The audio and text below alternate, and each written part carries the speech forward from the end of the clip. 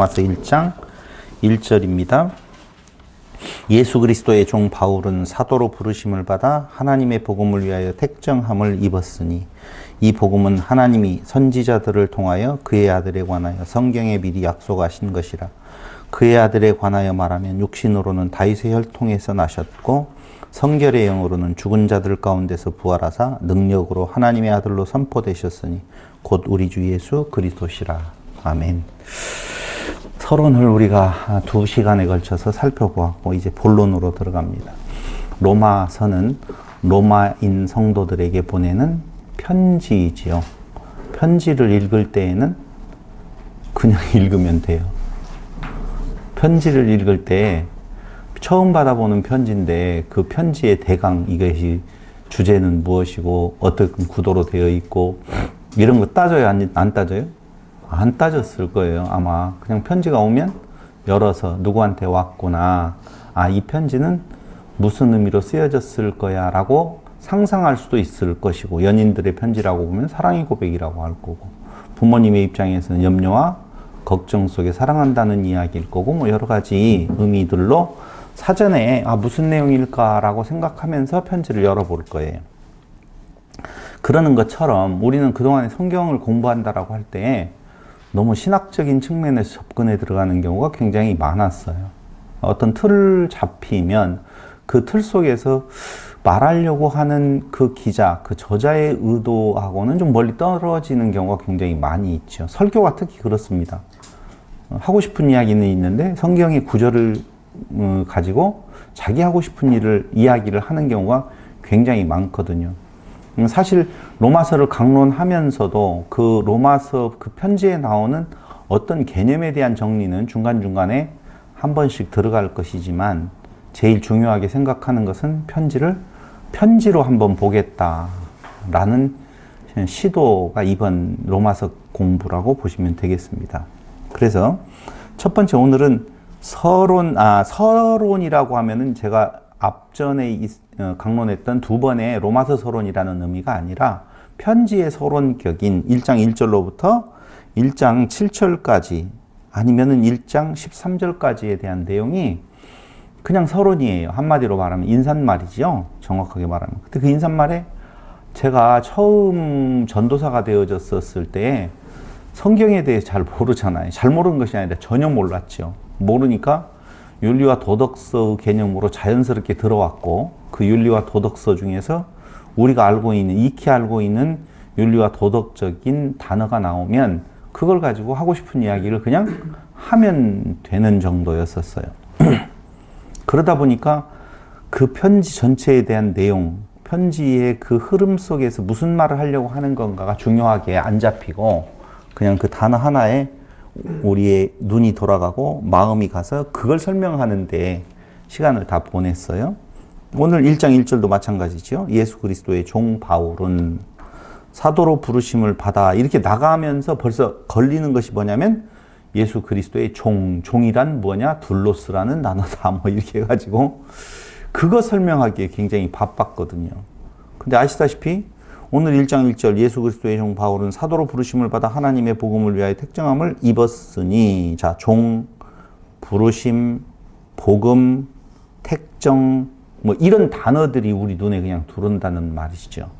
근데 바울은 로마서를 처음에 쓰면서 인사말을 처음에 시작하는데 거기에 이 편지를 받는 사람들이 누구느냐라고 하면 무슨 학자들이 아니에요. 성경 연구가들도 아니거든요. 편지 연구가들도 아니거든요. 평범한 사람들이에요. 그러니까 평범한 이야기를 썼을 거라고요. 평범한 이야기를 첫 번째부터 사전 들이밀고 자, 여기서부터 분석해 갑시다 라고 하지 않았다는 것이죠. 그래서 앞부분의 일부분은 인사말을 통해서 그가 무슨 이야기를 하려고 하는 것인지가 눈에 들어오면 편지를 잘 읽는 거예요. 그럴 거 아니겠습니까? 우리가 편지를 받아볼 때 첫 서론을, 서두 부분을 읽어보면은 지금 무슨 말을 인사말에서 하고 있구나 라고 하는 정도는 눈치챌 수 있어야지 그게 편지글이지 논문이 아니잖아요. 이건 그렇게 한번 봐주시라는 거예요. 다시 한 번만 볼게요. 예수 그리스도의 종 바울은 사도로 부르심을 받아 하나님의 복음을 위하여 택정함을 입었으니 이 복음은 하나님이 선지자들을 통하여 미리 아들에 관하여 성경에 미리 약속하신 것이라. 그의 아들에 관하여 말하면 육신으로는 다윗의 혈통에서 나셨고 성결의 영으로는 죽은 자들 가운데에서 부활하사 능력으로 하나님의 아들로 선포되셨으니 곧 우리 주 예수 그리스도시라. 어떤 단어가 우리 눈에 들어와요? 지금 읽으면서 안 들어오면 그냥 저를 보고 안 들어와요 하고 눈빛을 보내주시면 돼요.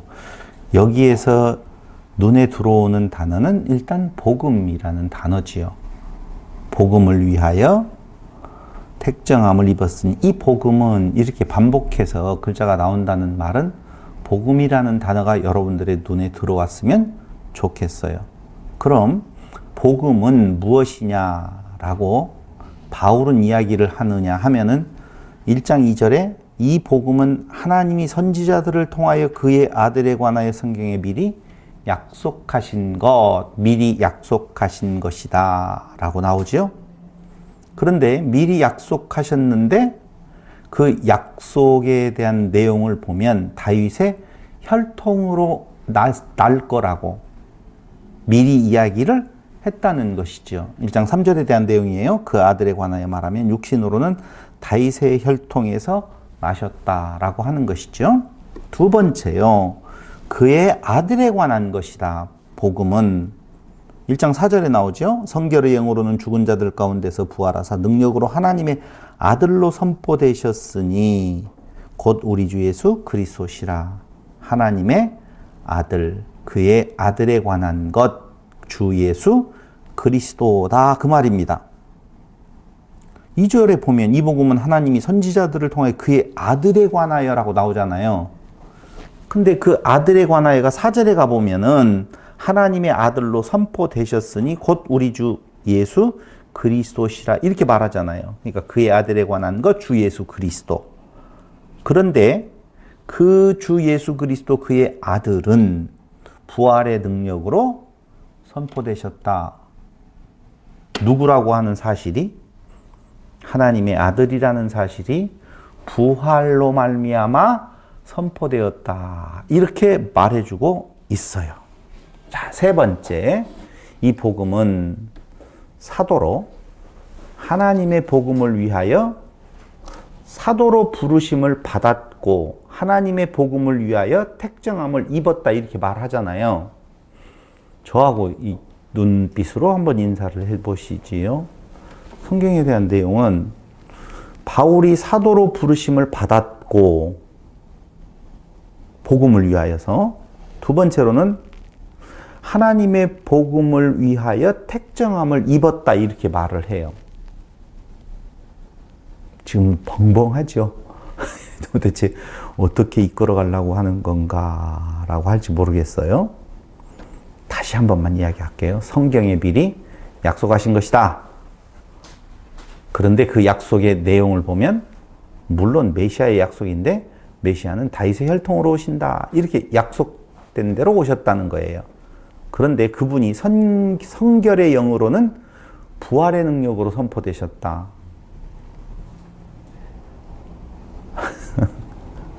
복음은 뭐냐 하면은 성경에 미리 약속하신 거예요. 그렇죠? 복음. 자, 복음이 있어요. 복음은 성경에 미리 약속하셨어요. 어떤 복음이 있어요. 근데 그 복음은 뭐라고 말을 하고 있느냐? 그의 아들에 관한 것 주 예수 그리스도다 라고 이야기를 하면서 주 예수 그리스도 그의 아들에 관한 내용이 미리 약속되었다 이렇게 말을 하고 있어요. 어떻게 약속되었냐? 다윗의 자손으로 오겠다라고 약속되었다. 그런데 그분이 하나님의 아들, 그의 아들이라고 하는 증거는 부활을 통하여서 능력으로 선포되었다. 지금 그렇게 이야기를 하고 있어요. 어려운 말은 아닌데도 굉장히 어렵게 제가 설명을 해서 죄송해요. 그리고 그 복음이라고 하는 것은 바울이 사도로 부르심을 받은 요인인데 부르심을 받았고 이렇게 표현을 하고 있어요. 두 번째, 하나님의 복음을 위하여 택정함을 입은 것이다 라고 말을 하고 있어요. 네 번째, 그로 말미암아 믿어 순종하게 이렇게 나오죠. 1장 5절에 보면 그로 말미암아 우리가 은혜와 사도의 직분을 받아 그의 이름을 위하여 모든 이방인 중에서 믿어 순종하게 하나니 이렇게 나오고 있어요. 믿어 순종하게 하나니 너희 거기에 너희도 그들 중에서 예수 그리스도의 것으로 부르심을 받은 자니라. 너희도 그럼 그 너희도 속에는 우리도도 들어가겠죠. 당연히 너희도 우리도 그리스도의 것으로 부르심을 받은 자다. 이렇게 말을 하고 있으면서 1장 7절에 보면 로마에서 하나님의 사랑하심을 받고 성도로 부르심을 받은 모든 자에게 하나님 우리 아버지와 주 예수 그리스도로부터 은혜와 평강이 있기를 원하노라. 이렇게 말하고 있어요. 자, 오늘은 7절까지를 공부를 할 거예요. 근데 7절까지 공부를 하는데 지금 쭉 읽으면서 여러분들이 편지를 받은 자라고 보면 바울이 이 대목에서 1장 1절로 7절까지 해서 무슨 내용을 강조하고 싶은 것 같아요?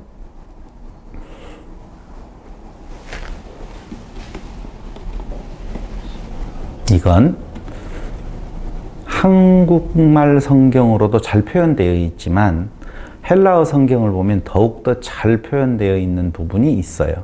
그게 뭐냐면 미리 약속하신 것, 그의 아들에 관한 것, 부르심을 받았고 택정함을 입었다.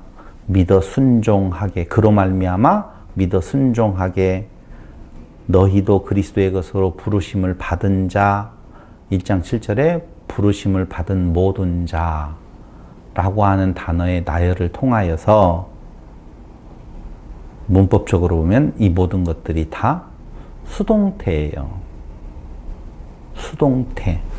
수동태는 내가 내 힘과 능력, 나의 뜻, 나의 깨달음이 아닌 하나님께서 약속하시고 성취하시고 또 주셨고 나누게 하시려고 바울을 직분자로 세우셨다고 고백하고 있는 거예요. 그러니까 바울 스스로가 바울의 의지, 바울의 능력, 바울의 뜻, 바울의 깨달음이 아닌 하나님의 절대적인 주권에 의해서 복음이라고 하는 주제를 자기가 가지게 되었고 그걸 나누어 주고 그걸로 말미암아 부르심을 받은 모든 자, 부르심을 받았다라고 하는 것은 내가 어떻게 한 거예요? 부르는 자의 의지를 따라서 나는 수동적인 입장이 되어졌다라고 하는 내용이거든요. 그게 오늘 로마서 1장 1절로부터 7절까지에 대한 내용에 있어서 아주 중요한 주제예요. 그러니까 바울은 로마에 있는 성도들에게 지금 그가 가지고 있는 복음의 내용, 그리고 로마인 성도들이 가지고 있는 복음에 대한 내용을 같이 한번 되짚어 보는 거예요. 그래서 그 복음을 위하여서 결국은 바울은 일선에 나가서 복음을 전하는 자로 로마 교회는 그를 돕는 존재로서의 역할을 지금 기대하고 있단 말이에요. 그러려고 보면 바울이 로마 교회 성도들에게 야, 내가 이런 꿈을 가지고 있는데 이런 꿈 좋은 거잖아. 내가 중국을 향하여서 선교의 뜻이 있는데 내가 세계 선교를 위한 이런 계획을 가지고 있는데 너희들이 나를 좀 도와주면 안 될까? 내 이 선한 뜻이 무의로 돌아가지 않도록 너희의 도움을 필요로 한다? 이렇게 말하는 내용이 아니라는 거예요. 복음의 사역자인데 그 모든 것들은 다 성경에 미리 복음은 뭐라고 그랬어요? 하나님의 아들 예수 그리스도에 관한 거라고 그랬잖아요. 근데 예수 그리스도에 관하여서 자기가 맡은 어떤 사역이 있는데 그것은 내 힘과 내 능력과 내 뜻과 내 의지, 내 깨달음에 의해서 된 것이 아니라 하나님의 절대적인 주권에 의해서 되어진 것이다. 그리고 너희로 믿어 순종하게도 역시 수동태예요. 모두 다 수동태다 그 말입니다. 자, 이해됐죠? 거기까지 충분히. 그렇다면 이러한 수동태의 문장으로 서두에서 인사를 시작한 바울은 복음에 대해서 또 한 번 설명을 하고 있는데요. 거기 10장 13절을 보시면 이렇게 나오죠.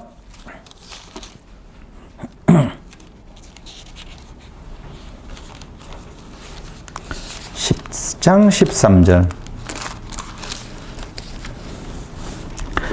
누구든지 주의 이름을 부르는 자는 구원을 받으리라. 이렇게 나와요. 그렇죠? 자, 누구든지 주의 이름을 부르는 자는 구원을 받으리다. 그런즉 그들이 믿지 아니하는 일을 어찌 부르리요? 듣지도 못한 일을 어찌 믿으리요?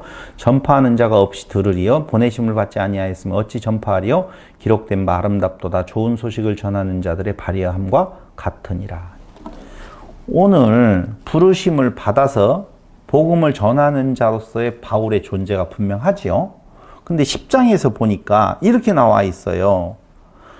보내는 자라고 하는 쪽, 보내심을 받아야만이 전파할 수 있고, 전파해야만이 들음이 있고, 들음이 있어야만이 믿음이 있어서 그때의 그 믿음, 주의 이름을 부르는 자 되어지면 그게 뭐라고 나오냐? 구원이라 이렇게 나온다 그 말입니다. 그럼 결국 로마서에 대한 내용을 보면 복음이라고 하는 것은 한마디로 말하면 예수 그리스도 안에서의 구원인데 그 구원이 이루어지는 과정을 보니 주의 이름을 부르는 자는 구원을 얻는다라고 로마서 10장에서 말을 하고 있어요. 그런데 주의 이름을 부르는 것이 보세요. 능동태예요? 수동태예요? 능동태죠. 어이구 고마워요 정말. 왜 고맙냐면은 이제까지 수동태로 말하니까 수동태가 답인갑다 하고 수동태로 말할 수 있는데 주의 이름을 정신 바짝 차리고 듣고 있다는 증거지요. 저 지금 내가 주의 이름을 불러요. 주를 찾아요. 주밖에 없다고 말을 해요. 그러니까 그건 내 믿음이 아니냐라고 생각할 수 있다는 거예요. 사람들이. 아, 내가 예수를 믿음으로 내가 주 예수의 이름을 부름으로 내가 구원함을 얻었다라고 생각을 하는데 오늘 로마서에 기자되는 바울은 그렇게 말하지 아니하고 10장에서 구원이라고 하는 것은 주의 이름을 부르는 자에게서 있는데 주의 이름을 부르는 것은 어디에서 나오느냐? 믿음에서 나오고 믿음은 들음에서 나온다. 그런데 그 들음은 전파하는 자가 없으면 어찌 들을 수가 있겠느냐? 근데 전파자인 바울은 자기 스스로의 능동으로 내가 전파하는 것이 아니라 보내심을 받았다라고 수동태로 이야기를 하고 있다는 거예요.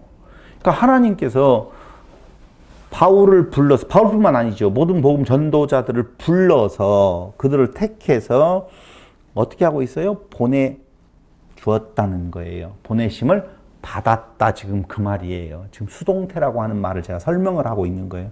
그러니까 보내심을 받지 아니하고 누가 가서 전파하리요? 전파하는 자가 없이 누가 들으리요? 듣지 못하는데 어찌 믿으리요? 믿지 못하는데 어떻게 주의 이름을 부르겠느냐? 그러므로 주의 이름을 부르는 자는 구원을 얻는다는 말은 하나님께서 그 구원 얻을 자에게 나를 지금 보내는 보내심, 그 보내심은 수동태, 능동태? 수동태. 하나님의 능동이요. 복음을 전하는 보내심을 받은 자의 입장에서는 수동태다라고 하는 것을 강조하고 또 강조하고 있다는 거예요. 거기까지 이해됐죠? 그러니까 우리의 구원은 수동적인 거예요? 능동적인 거예요? 수동적인 것이죠. 당연히. 지금 바울이 로마서에서 강조하고 있는 내용은 하나님의 절대 주권적인 은혜와 사랑을 말을 하고 있는 거예요. 그러니까 인간이 어떠한 의를, 어떠한 깨달음을, 어떠한 능력을, 어떠한 뜻을 더해서 되어지는 것이 아니다. 너희들이 받은 그 구원은 하나님의 절대적인 은혜. 그렇죠? 그걸 이야기를 지금 하고 있다는 거예요. 그러면서 아브라함도 이삭도 야곱도 결국 그들에게 약속을 주고 그 약속을 믿음으로 응답할 수 있도록 역사 속에서 성실하고 신실하게 지켜주시는 하나님이셨다라고 하는 거예요. 우리는 믿음이라고 하는 것을 세상과 동떨어진 것으로 특별한 어떤 상황으로 생각할 때가 굉장히 많이 있다니까요. 근데 우리가 지지난 시간 계속 이어서 제가 지금 말씀드리고 있는 내용이 아브라함의 믿음을 이야기를 해드렸어요. 그러니까 아브라함은 갈대아 우르에서 그를 부르셨을 때부터 시작해서 하란으로 옮겨지고 가나안 땅으로 들어가고 애굽으로 가가지고 애굽에서 다시 어디로? 가나안 땅으로 돌아와서 그 행적을 놓고 보면 믿음하고는 아무 상관없는 사람이었다는 것을 우리는 알 수가 있어요. 야곱은요? 마찬가지예요. 이삭도요? 마찬가지라 그 말입니다. 그런데 그가 이삭을 바치는 그 믿음에 나아갈 수 있었던 것은 하나님께서 그로 하여금 그와 같이 하면서 믿음으로 응답할 수 있도록 로마서에서 믿음으로 믿음에 이르게 하나니 어떤 믿음? 하나님의 믿음.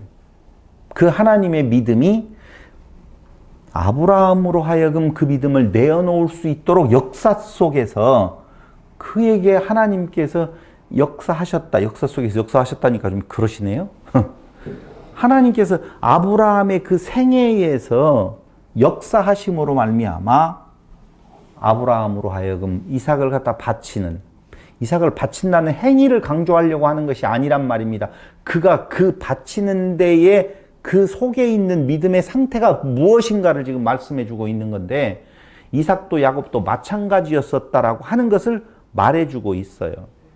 그래서 결국은 아브라함도 이삭도 야곱도 약속하고 그 약속을 성취해 주심으로 말미암아 믿음으로 응답할 수 있도록 신실하게 그의 인생 여정을 지켜주셨다라고 하는 겁니다. 그래서 아브라함의 하나님, 이삭의 하나님, 야곱의 하나님, 나 여호와 이렇게 말하잖아요. 그 말은 무슨 말이었었어요? 아브라함의 하나님은 믿음의 하나님, 이삭은 순종의 하나님, 야곱은 뭐예요? 그런 하나님. 이렇게 구분해내는 것이 아니라 구약 성경에서 굉장히 많이 나오고 있는 아브라함, 이삭, 야곱의 하나님이라고 하는 그 말은 그들의 역사 속에, 그들의 삶 속에서 역사하시는 신실하신 하나님이라고 하는 것을 드러내주는 거예요. 그럼 아브라함, 이삭, 야곱의 하나님은 곧 누구의 하나님도 되느냐? 바울의 하나님, 다윗의 하나님, 예수 그리스도의 하나님, 나의 하나님이 되어진다는 것이죠. 그럼 아브라함의 믿음도 수동태였었고 이삭과 야곱도 수동태였었고 다윗도 수동태였었고 누구도요? 예수님도 그렇죠. 오늘 정말 잘 맞추네요. 야, 예수님 하나님이시니까 스스로가 아니야, 나는 내 뜻을 행하려 온 것이 아니라 아버지의 뜻을 행하려 왔다라고 그러잖아요. 모두 다 수동태의 모습을 보여주고 있다면 오늘 우리에게 임한 믿음도 역시 수동태로서 바울은 로마에 있는 성도들에게 우리의 믿음은 수동태야, 하나님의 은혜야 라고 하는 것을 다시 한번 강조해 주고 있다는 거예요. 15절을 보실래요? 10장 15절 계속 한번 보실래요? 보내심을 받지 아니하였으면 어찌 전파하리요. 기록된 바 아름답도다. 좋은 소식을 전하는 자들의 발의함과 같으니라. 이렇게 나왔는데 16절을 보세요. 보내고 전파하고 들었어요. 16절. 그러나 그들이 다 복음을 순종하지 아니하였도다. 이렇게 나오잖아요. 자, 하나님께서 보내고, 그렇죠? 전파하게 하고, 그리고 또 들었어요. 그럼 믿음은 들음에서 나고 보낸 자에 의해서 전파하고 전파한 믿음 들음으로 말미암아 믿음이 난다라고 이야기를 하는데 여기에서 보니까 그러나 그들이 다 복음을 순종하지 아니하였도다. 이사야가 이르되 주여 우리가 전한 것을 누가 믿었나이까 하였으니 혹시 착각할까 봐 한 번 더 강조해 주는 건데요. 야, 전파하면 모두 다 들어지면 모두 다 믿는 거구나. 아니라는 거예요. 사람으로서는 믿음에 나아갈 수 없다니까요. 전파하는데도 안 듣고 들었는데도 불구하고 안 믿는다니까요. 17절 그러므로 믿음은 들음에서 나며 들음은 그리스도의 말씀으로 말미암았느니라. 그러나 내가 말하노니 그들이 듣지 아니하였느냐? 그렇지 아니하니. 자, 믿음은 들음에서 난다고 그랬잖아요. 그들이 듣지 않았느냐?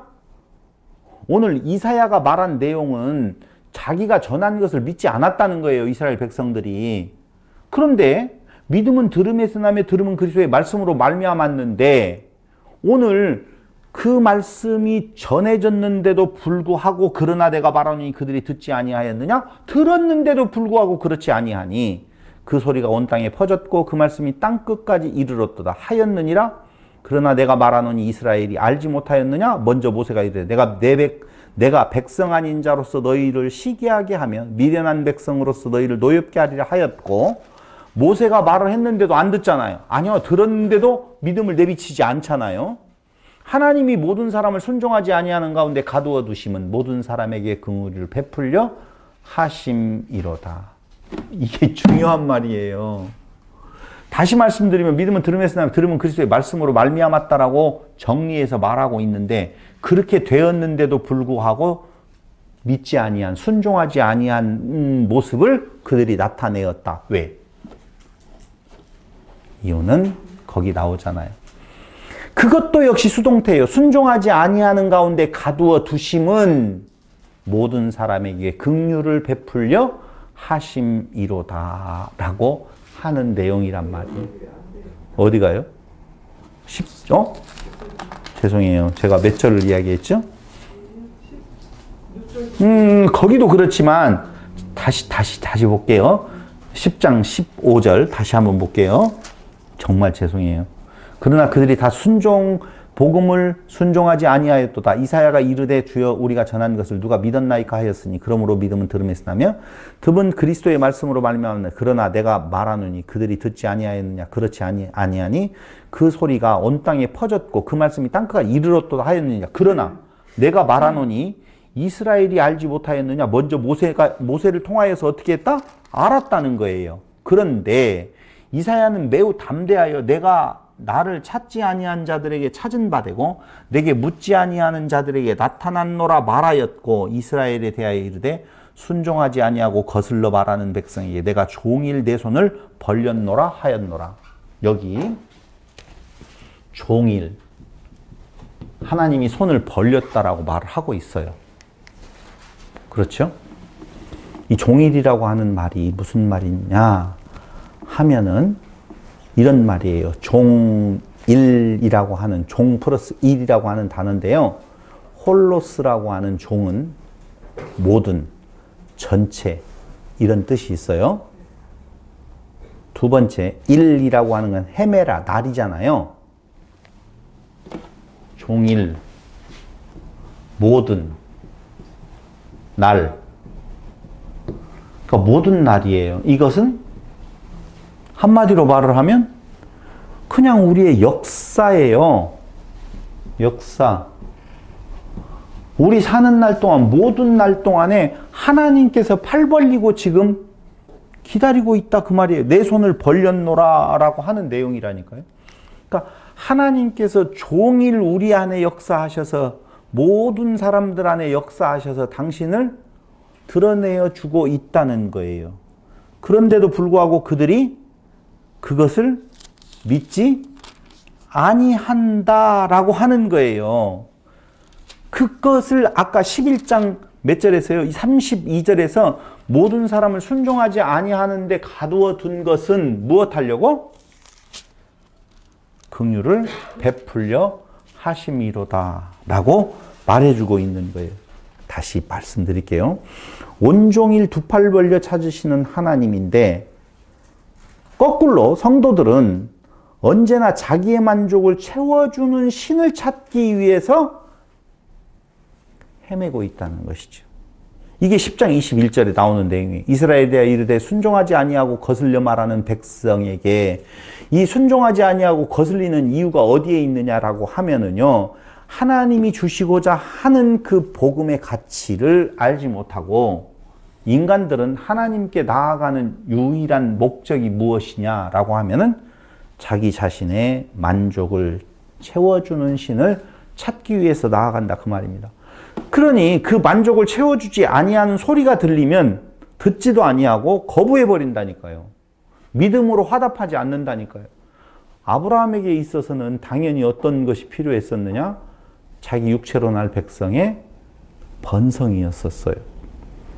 그런데 하나님께서 그를 불순종하는 가운데에 역사하시면서 종일 역사하시면서 결론은 어디로 가고 있느냐? 오늘 11장에서 말해주고 있는 것처럼 긍휼을 베풀어 주시더라 라고 하는 거예요. 긍휼을. 우리가 잘 알고 있는 메슬로우의 욕구의 5단계 알죠? 메슬로우라고 하는 사람이 인간은 욕망으로 점철되어 있는데 이 사람이 말하기를 욕구에는 5단계, 8단계 두 가지로 이야기를 하고 있어요. 사람에는 욕망이 5단계 욕망으로도 구분하고 8단계 욕망으로도 구분하는데요.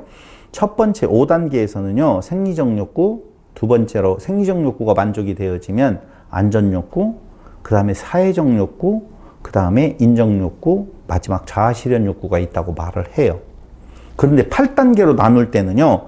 생리적 욕구, 안전 욕구, 사회적 욕구, 인정 욕구, 인지적 욕구, 배움으로 나아가는 것, 심미적 욕구, 아름다운 것에 대한 내용 것, 자아 실현 욕구, 마지막으로 자아 초월 욕구가 있다고 말해요. 이 자아 초월 욕구를 뭐라고 말하느냐? 이타적이다 라고 말을 하거든요.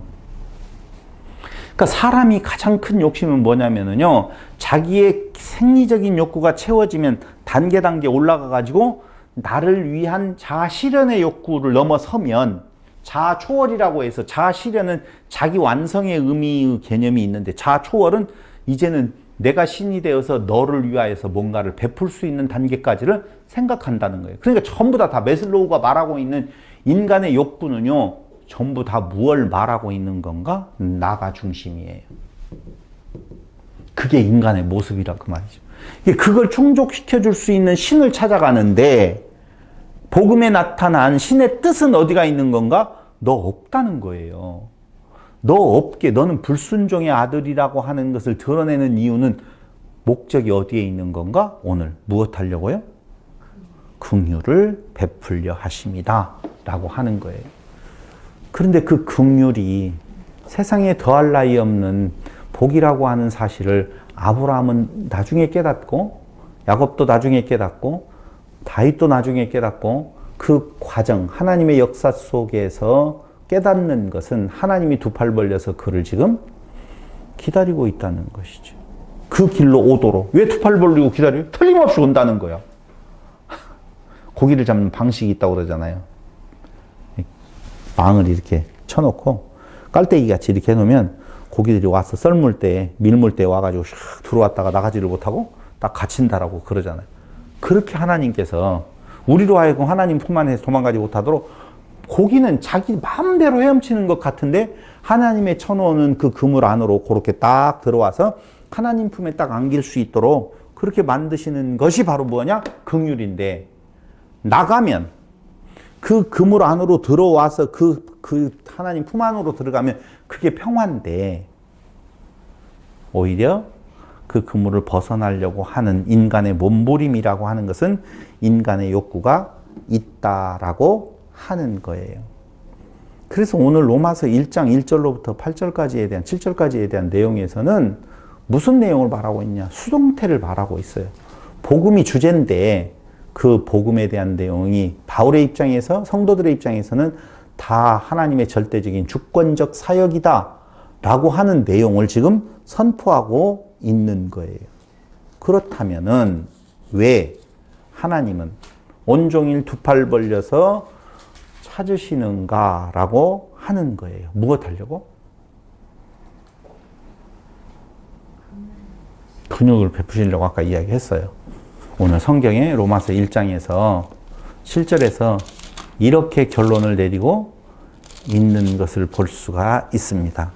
로마에서 하나님의 사랑하심을 받고 성도로 부르심을 받은 모든 자에게 하나님 우리 아버지와 주 예수 그리스도로부터 은혜와 평강이 있기를 원하노라. 왜 이렇게 하나님께서는 온종일 두 팔 벌려서 그 찾으시는 건가?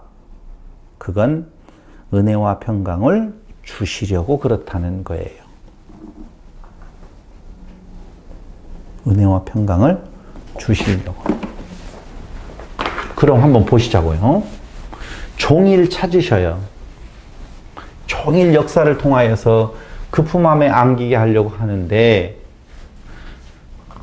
세상 살아봤더니요, 인간적인 생각으로 보면은요, 하나님의 자녀가 되었다라고 하면은 그때로부터는 기쁨의 날이 와야 되는데 그게 아니에요.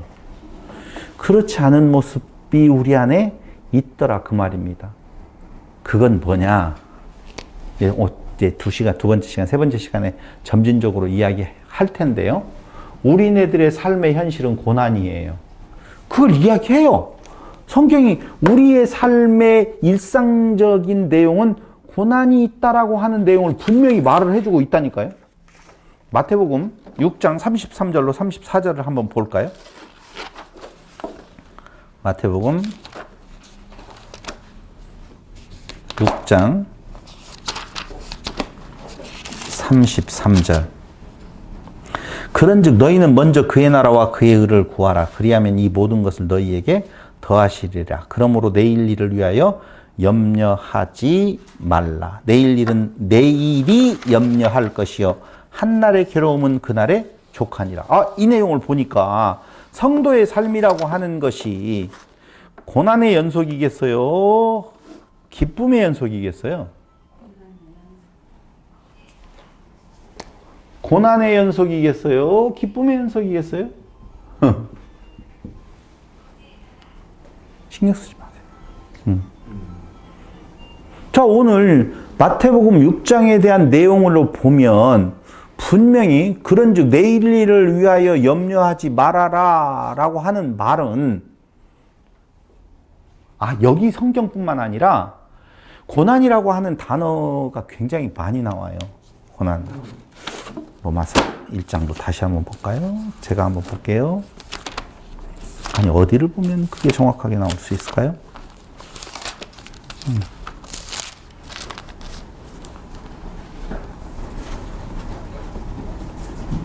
자, 고난에 대한 이야기는 다음 시간에 말씀을 드리기로 하고 오늘 여기까지만 말씀을 드린다라고 보면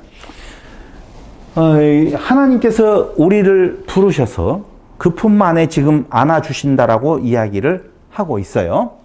그런데 우리의 삶 속에서 삶을 살다 보면은 은혜와 평강이라고 하는 것보다는 고난이 먼저 우리 앞에 놓여 있다는 거예요. 사단의 그 유혹에 넘어가고 있는 우리의 모습들을 지금 볼 수가 있다는 말이지요.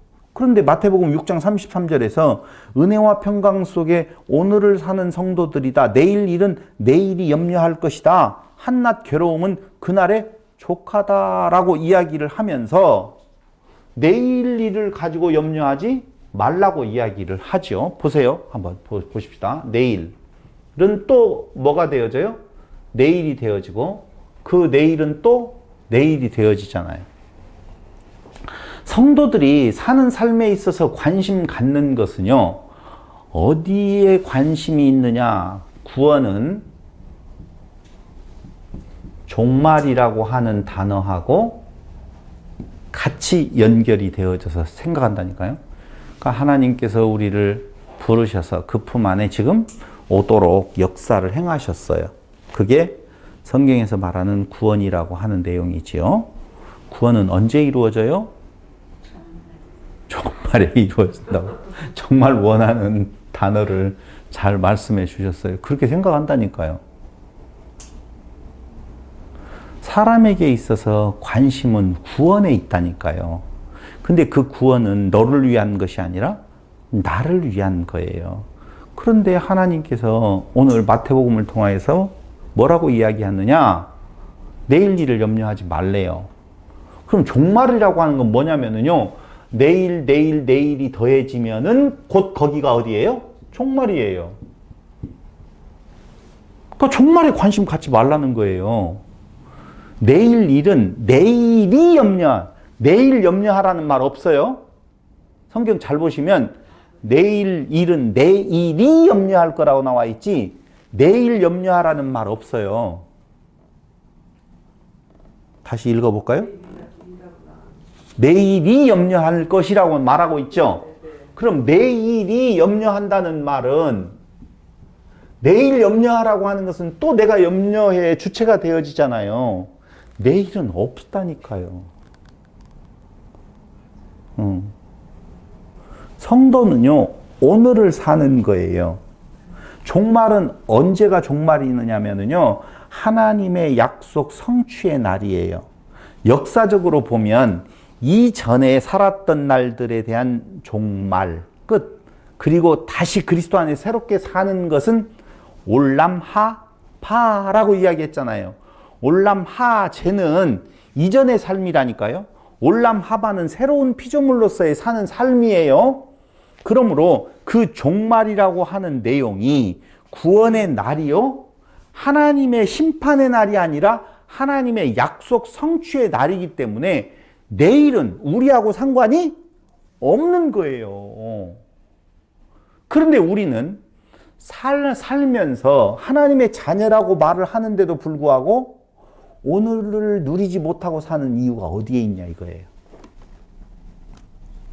어디에 있을까요? 내일 염려 때문에 그래요.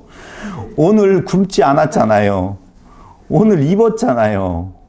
오늘 전혀 문제 없어요. 오늘 넘어간다니까요. 아, 갯돈 때문에 괴로워요? 아니에요. 오늘 괴로운 것이 아니에요. 내일이 괴로울 뿐이에요. 오늘은 갯돈 때문에 괴로울 일이 없다니까요. 오늘 내가 병들어서 병원에 누웠어요. 그게 괴로움이에요? 내일 내가 살아있을까 때문에 걱정하잖아요.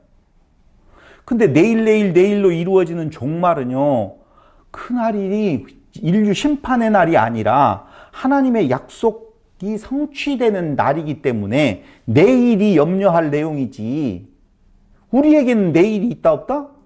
없다니까요. 한마디로 말을 하면 끝없이 성도는 종말이 아닌 오늘을 사는 자들이에요. 내일의 염려로 말미암아서 평강이 깨진다는 거예요. 오늘을 사는 성도는요, 고난 속에서도 은혜와 평강이 넘칠 수밖에 없다는 거예요. 오늘 이야기를 정리해서 말씀을 드린다라고 보면 바울은 복음을 위해서 택정함을 입었다라고 이야기를 하잖아요.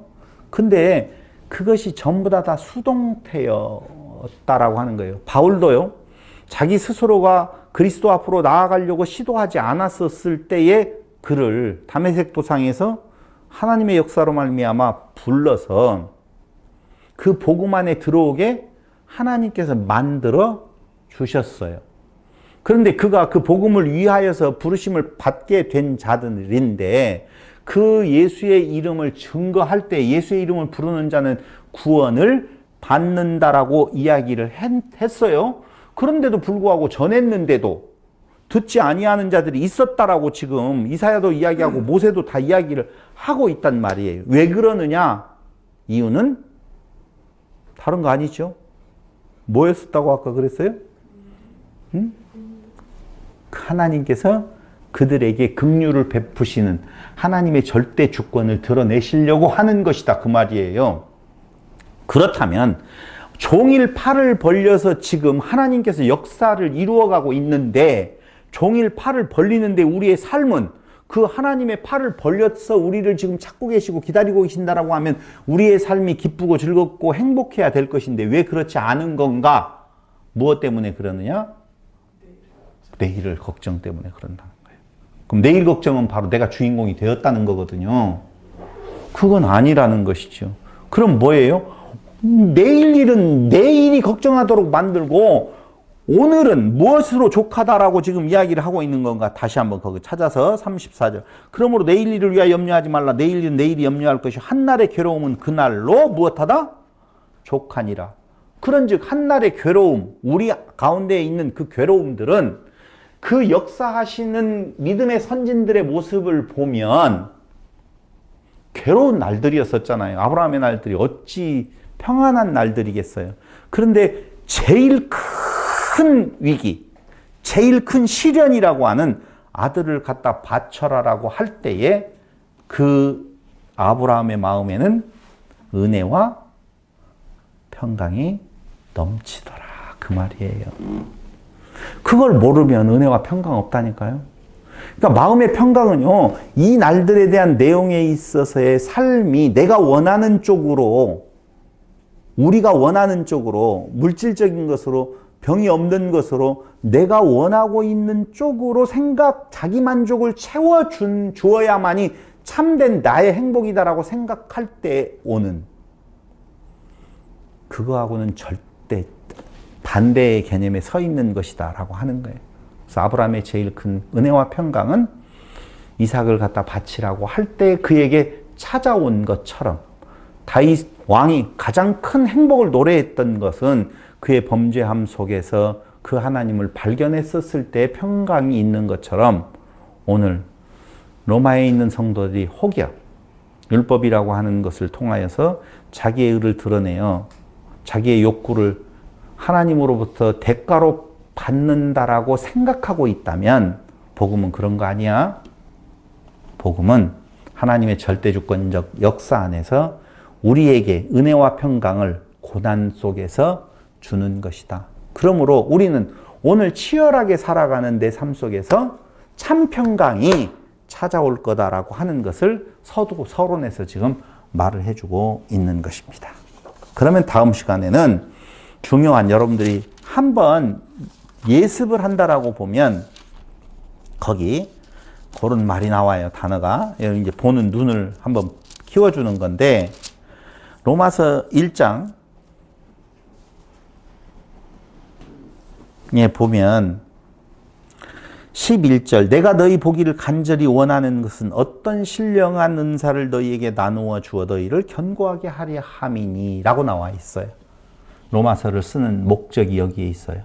어떤 신령한 것, 이것이 도대체 무엇인지를 한번 생각하면서 다음 주에 다시 뵙도록 하겠습니다. 기도드리겠습니다. 고마우신 하나님 아버지, 오늘 우리에게 우리의 삶이 참으로 힘들고 어렵다라고 하는 것도 나의 생각, 나의 욕심으로 인한 것인 줄을 깨달아 알았습니다. 오늘 우리를 하나님의 자녀로 부르셨고 그 안에서 참 평강과 은혜를 누리게 하시는 그 하나님의 역사가 이번 로마서 공부를 통하여서 다시 한번 깊이 새겨질 수 있도록 우리에게 은혜를 베풀어 주시기를 예수님의 이름으로 기도드립니다. 아멘.